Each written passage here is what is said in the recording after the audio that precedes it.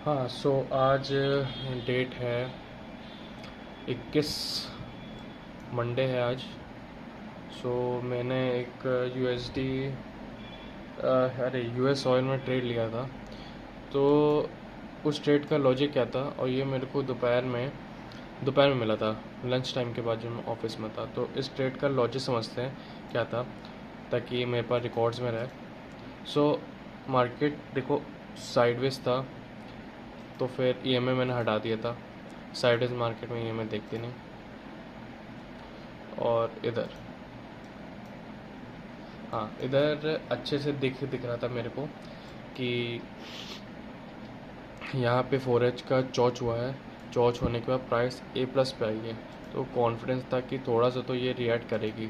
और 2 आवर में मेरे को थोड़ी ज़्यादा क्लियर पिक्चर दिखी, थोड़ी सी ज़्यादा मेरे को क्लियर पिक्चर दिख रही थी। तो फिर मैंने ये ट्रेड लिया। अब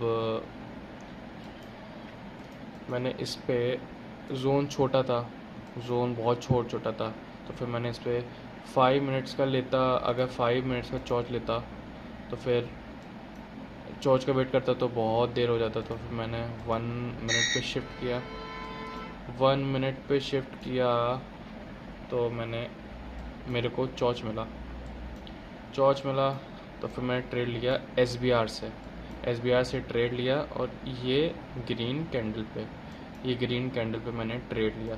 इस पे नहीं लिया क्योंकि यहाँ पे मैंने देखा तो मदर कैंडल बहुत अच्छी यहाँ पे बनी हुई थी, तो उसके कंपेयर में ये बहुत छोटी थी। तो फिर मैंने वेट किया प्राइस इधर आ जाए, और अगर मैं यहाँ से भी लेता तो बहुत बड़ा एसएल हो जाता मेरा।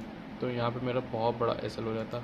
तो फिर मैंने वेट किया प्राइस यहाँ पे आए, और मेरा एसएल यहाँ पे था, और 1:3 मेरे को मिल गया, जो कि मेरे को मिला था। ये थोड़ा सा एंटी मेरी इधर हुई थी, और 1:3 मेरे को मिला था। हाँ, सो इधर रूल्स पे आते हैं। अपना पहला रूल क्या था कि क्लियर एलटीए था कि नहीं। सो 1 मिनट का चौच है, तो हम सबसे पहले जाते हैं 15 मिनट्स में। 15 मिनट्स में क्या क्लियर एलटीए था हमारे 1 मिनट चौच के लिए, देखते हैं। क्लियर एलटीए था, यहाँ पे क्लियर एलटीए था। ये थोड़ा सा दिक्कत कर सकता था, बट प्राइस काफ़ी इसके पास आ गया था, डिजिटल के पास। तो फिर कोई दिक्कत नहीं। तो फिर मेन होता है, जब भी 1 मिनट का चौच होता है तो हम लोग कौन सा टाइम फ्रेम देखते हैं, 5 मिनट्स का देखते हैं। तो यहाँ पे क्लियर एलटीए मेरे को नहीं दिखा था। क्लियर एलटीए मेरे को मैंने यहाँ पे हम लोग को नहीं दिखा था। एक ये था, लेकिन ये टेस्टेड था थोड़ा, लेकिन प्राइस ऊपर बहुत ज़्यादा चली गई थी यहाँ तक। तो फिर था कि हाँ ये ब्रेक हो गया, बट मेन था ये। तो यहाँ पे एक डाउट था कि शायद प्राइस यहाँ से रिएक्ट कर जाए, क्योंकि 1 मिनट का ही है। तो फिर मैंने थोड़ा देखा इस जोन को कि चलो बेस कैंडल्स हैं, उतनी अच्छी लेगआउट अच्छा है, लेकिन फॉलो थ्रू नहीं अच्छा है, फॉलो थ्रू थोड़ा नहीं अच्छा है। तो फिर मैंने थोड़ा जूम आउट करके देखा कि सही में क्या प्राइस इससे रिएक्ट कर जाएगी इस जोन से। तो समझ में आया नहीं करेगी, शायद नहीं करेगी। मेरा उस टाइम मैं सोच रहा था तो यही था, लेकिन अभी मैं देख रहा हूँ तो मेरे को फोमो हो रहा है कि यहाँ से प्राइस ना हो जाए।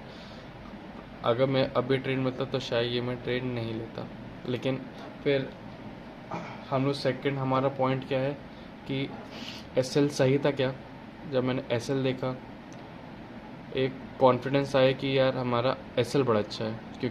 क्यों एसएल अच्छा है कि देखो यहाँ पे एक मेरे को 1 मिनट का स्ट्रॉन्ग डिमांड जोन था, इतना बड़ा लेगआउट। तो एक आया कि हाँ हमारा एसएल अच्छा है, तो शायद यहाँ से रिएक्ट करके प्राइस जा सकता है। तो ये आया। एनी कॉन्फ्लुएंस, कोई कॉन्फ्लुएंस था, कोई कॉन्फ्लुएंस के नाम पे तो कुछ नहीं था। इसको या आप कॉन्फ्लुएंस मान सकते हैं, या एफवीजी मान सकते हैं, या ये बहुत टाइम रेजिस्टेंस लिया था देखो प्राइस।